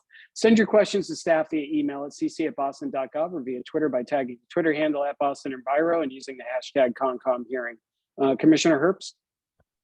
I don't have, I mean, I don't have big questions about it. I actually don't know, and hopefully probably somebody else does. I wasn't aware that we could approve a permit for 5 years. Yeah, so- thank you. I was going to ask Allison. I don't think we can. It's 3 years, correct? That was my understanding. I was just Yeah. researching that. Yeah, no, 99.99% positive it's 3 years. I mean, I feel like the kinds of things you're proposing likely won't change much. I don't, you know, hopefully we can extend. I also think it points, now that you've put together this information, it shouldn't be terribly burdensome to reapply at some point. I do think their concern about the perpetual should probably apply to the walkways as well, because I am familiar with it. There really aren't any handrails or guardrails that I can think of. It's all on the ground. So I think it actually might be stuff that DEP would prefer you permit. And it doesn't strike me as too burdensome if you're going to be reapplying for permits anyway, to just include all that in there. But otherwise, it all looks like good work, and I know it's needed. Thank you. Great. Thank you. Commissioner Richmond? I don't have any questions. Thank you very much. Thank you. Commissioner Conan? Thank you, Chair Parker.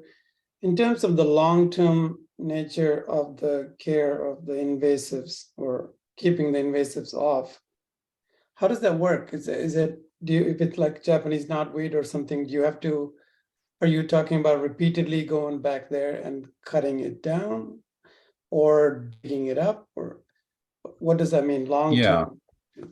Well, yeah, I would say it does mean that. I mean, I guess as a general principle, once invasive species have become established at a site, to the extent that they have at Boston Nature Center, it's extremely difficult to achieve sort of full eradication. So I would say the goal really is more to minimize the extent to which these invasives are adversely impacting wildlife habitat and other functions and values of the resource areas of the site. And to achieve that, there is a long-term proposition of sort of repeated management. It really is very site and sort of situationally specific. They may go in and do an initial treatment and find that's successful and not have to do any additional work other than just sort of monitoring it. And then the plant may decide to regrow in a few years and they have to go back. There may be multiple treatments within the same year for certain areas. It's really just a function of sort of the density and the how well the native plants can sort of grow back and retake that land. Does that mean it's more observation based, or is it regular action no matter what? Well, there's certainly going to be a good deal of monitoring involved, both to confirm the success of the treatment and determine the need for additional treatments within any given area. But I think, we can expect that there would be a consistent management effort that would be kind of ongoing just because of the size of the site and the extent and number of different invasives that are present, because, different techniques are used to control different species. So, there's just a lot of work to do for controlling invasives at the site. Just one quick question. I know this is a very hard thing with invasives, but as you go back to keep cutting back on the invasives, how do you make sure that the newly planted natives are not affected? Sure. So, I mean, the desire to not impact the native plants that are growing near invasives is one thing that influences the type of management technique that's used in any given instance. So typically, if there are a lot of native plants or sensitive species growing near invasives, sort of a less impactful method would be used, sort of a more conservative approach. If it's, a really big monoculture of just one invasive over a relatively large area, it may be, a more liberal method that, is targeted to try to help rein that in. But, in general, this work is going to be either done directly by or overseen directly by Mass Audubon ecologists who sort of are experts in this field and have the training necessary to make sure that impacts to native plants are avoided during this work. Thank you. If I may jump in, this is Flavio Sutti. I'm one of those ecologists that works at the Boston Nature Center. And the goal is to reduce the area of these invasives and change methods when we are dealing with them so that the long-term maintenance is going to be minimal most of the time. And that's hence the hope to have a longer permit to be able to continue that work. You mentioned Japanese knotweed, for example. A large patch will be first treated with chemicals, but before we cut it down so it's smaller, so no chemicals can spread very far. And the hope is that in a couple of years that's controlled and we will just tackle the few remaining individuals that are coming up in between the native species. Yeah. Thank you. And again, Flavio, I don't think we have the authority to issue anything other than a 3-year order of conditions, but Allison is looking into it. Okay, Commissioner Wilson.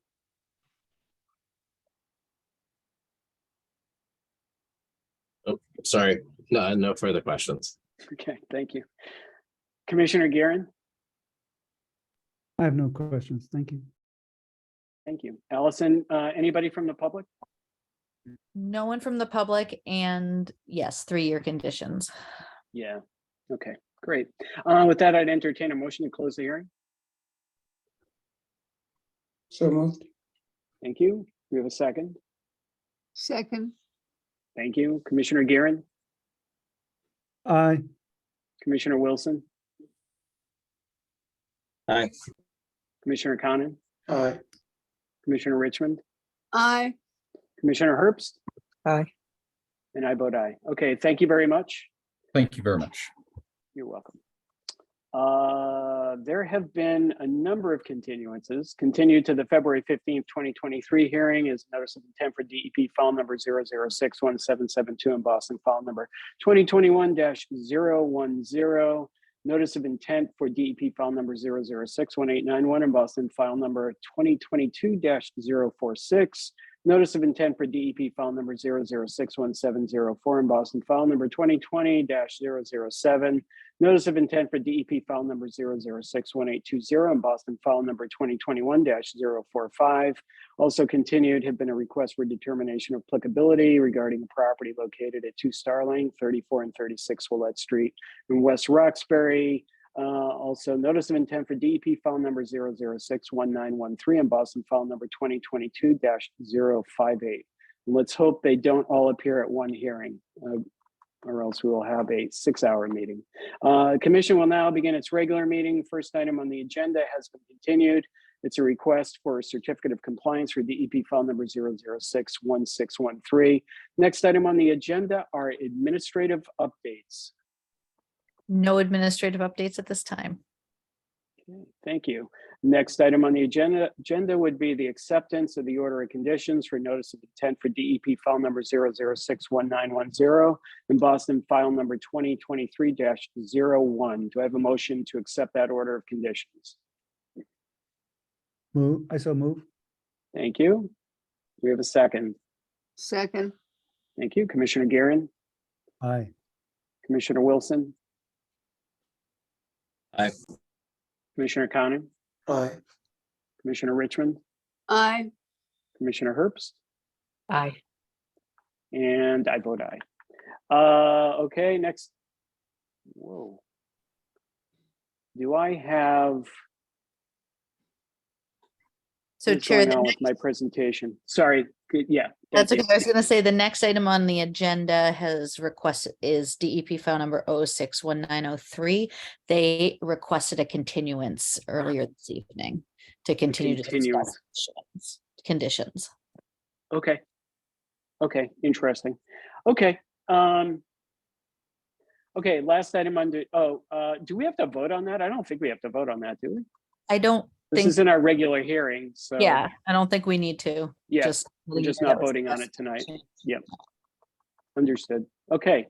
Last item on the agenda, and Commissioner Guerin, I would certainly love you to make this and then the adjournment motion is acceptance of the meeting minutes from January 18th, 2023.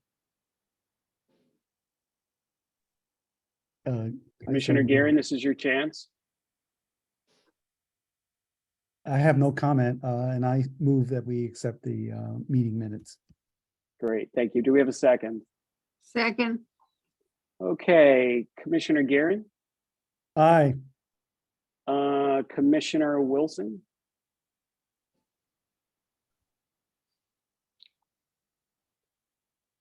Sorry, I might not have taken myself. sure, got it. Commissioner Conan, Aye.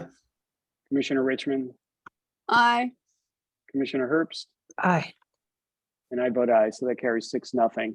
Okay, before we adjourn, I think we've all heard the bittersweet news that Commissioner Guerin is going to close out his illustrious career at Boston Parks and Rec, which means that he's closing out his long tenured seat on the Conservation Commission.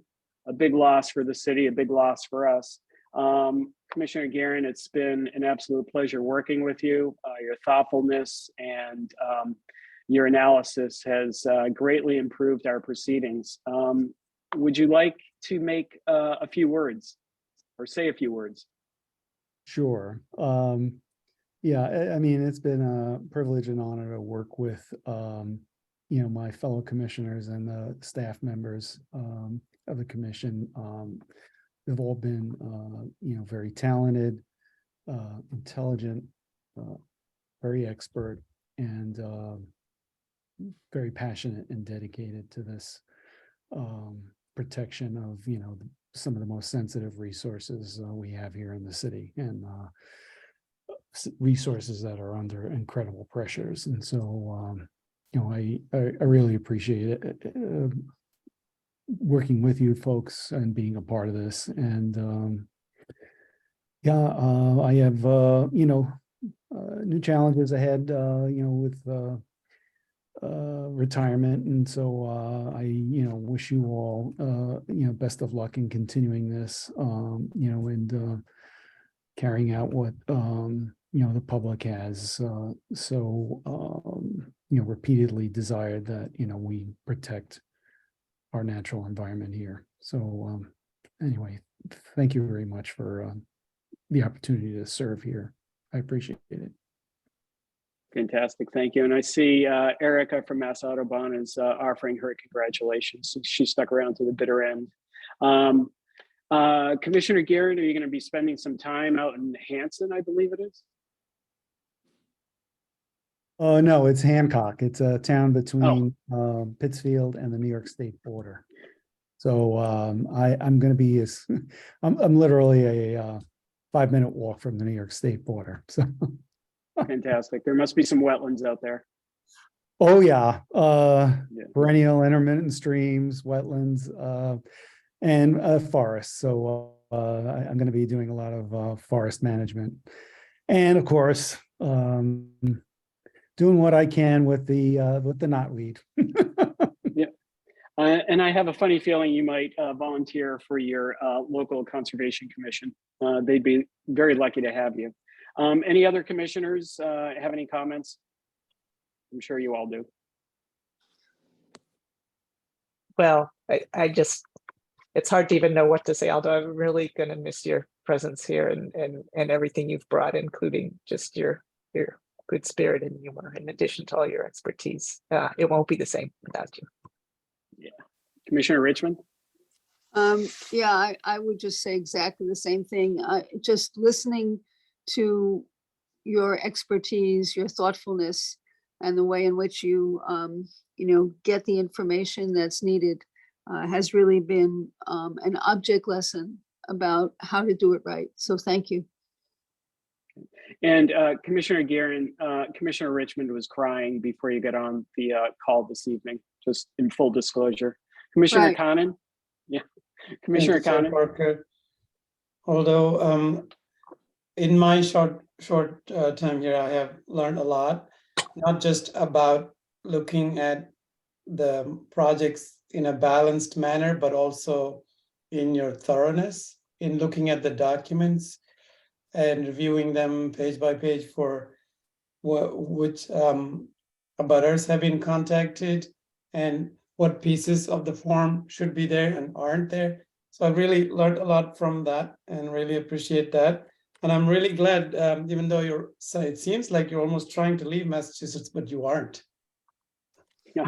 No, I'm definitely want to stay here. Right. Fantastic. And Commissioner Wilson, you want to take us home? Sure. Yeah, no, between all the commissioners here, don't leave us for Hull and the Berkshires. I actually just met up with Jake Kreitzer, which some of you may remember. He's still a conservation commissioner in Durham, New Hampshire. And so once a conservation commissioner, always a conservation commissioner. And yeah, no, Aldo, I've learned a ton from you. We're still making very slow progress towards the 1 million trees or whatnot we were supposed to plant way back when. And 3 times the 2.5 inches DBH replacement ratios, but we'll get there. And I think the one thing that has just absolutely astounded me, and all of you do this every once in a while, where it's like you just come to the meeting with something amazing in your hand that a concerned member of the public probably didn't get the chance and time to do. And although I think your secret weapon was always researching land titles, understanding the easements on the property, making sure that 100-foot buffer zone from the parks and like the things that influence our perception of what our city assets was just astounding. And that's something that, I mean, hopefully we can replace, but will obviously be sorely missed because you did it in absolutely incredibly understated and yet ruthlessly efficient way. So thank you. I should say that,